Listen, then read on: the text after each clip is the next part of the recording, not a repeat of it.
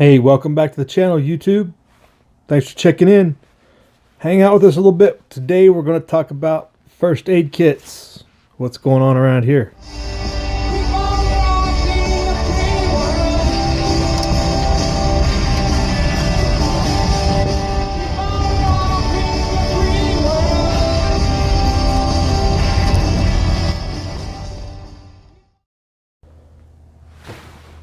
So hey, welcome back everybody. Thanks for checking in. So today we're going through our first aid kits, getting an idea, restocking some things, reviewing some things, and I was just going to reiterate the importance of your first aid kit, your kits, because we're going to have multiple, right? We need multiple, and kind of what I'm looking for, and what I'm doing. So let's check it out.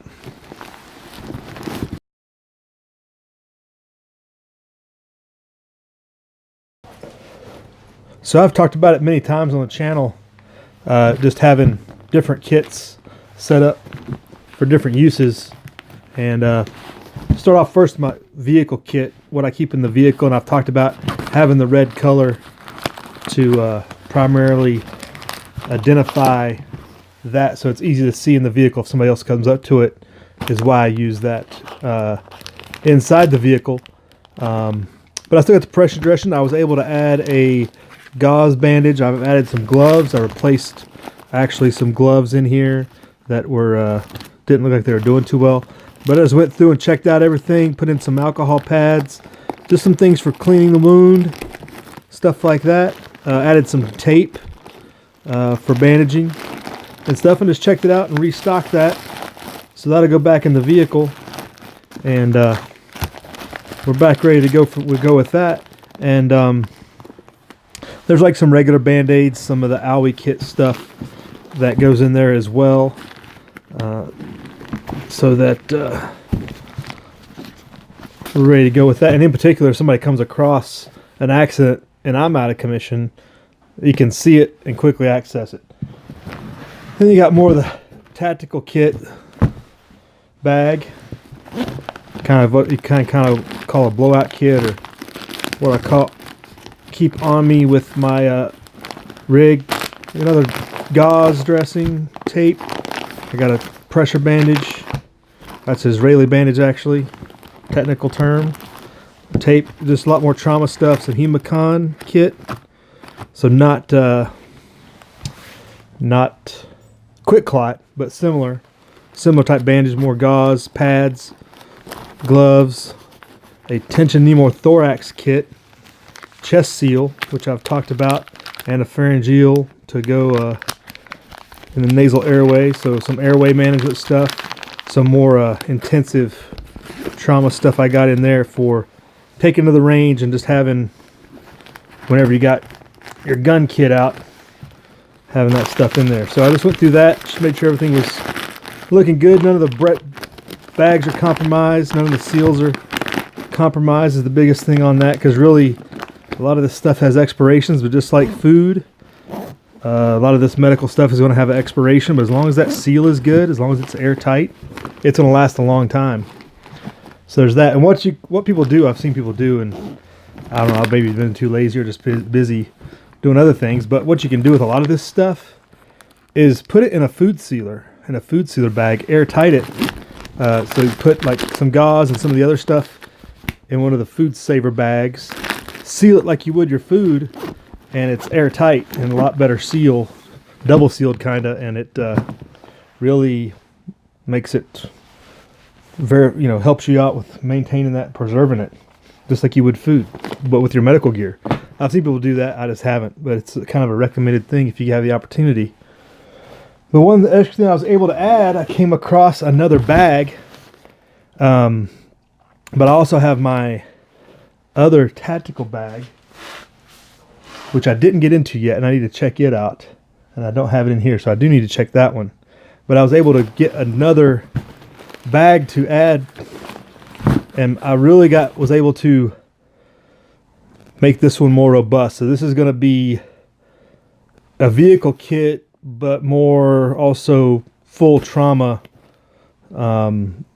doubled up on everything. I got gloves, pressure bandages, gauze, tape. I got some staples, some Steri-strips, all the wound management bandaging stuff. I got a splint I was able to put in here.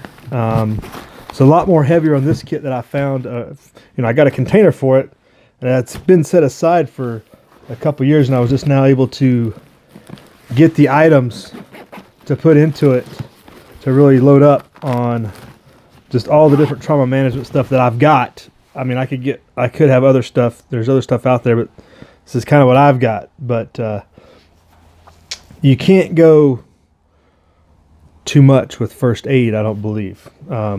Especially if you're into any type of range time, shooting, or anything else. This is kind of more your just basic bandages, sanitizer, alcohol pads on this side.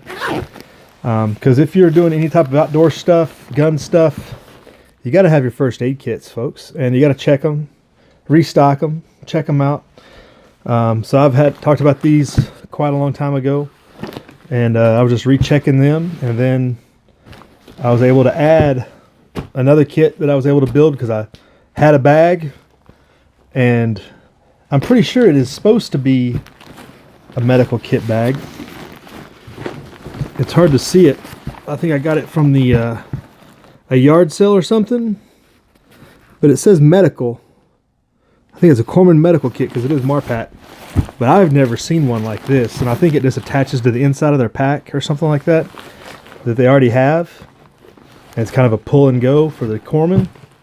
But I had never seen one like this, but it's kind of got a little pouches and a little section dividers in there that you can look at. And hey, I'd had it again for a couple of years. I've had it after I got it somewhere, yard sale or something like that. And I was able to fill it up and really just build a robust secondary trauma kit, or primary, I guess you'd say. Once you get rid of your individual stuff, this would be like a replenishment bag or a go-to for something larger. So I can have that I can take to a range day or long road trip or something. I don't know, anytime you're going on a group outing, camping or something with something like this, or anything training or otherwise. But so that's what I did with that. Was able to add a new bag of first aid material and restock what we got. So I would just encourage everybody to do that. It's kind of one of those, you have your spring and fall where you check your fire extinguishers, you check your fire alarms, you change your oil ever so often, you check your first aid kits once a year. You should be good. If you're using them, you're checking them more than that. Fortunately, I haven't had to use a lot of this stuff, but you got to check it even if you're not using it, right? So that's what I've been into. Wanted to remind everybody the importance of it. You can buy all the mags you want. You ain't going to stuff no wound with no magazine. I think there's a meme like that. Check it out. Hey, y'all have a good day.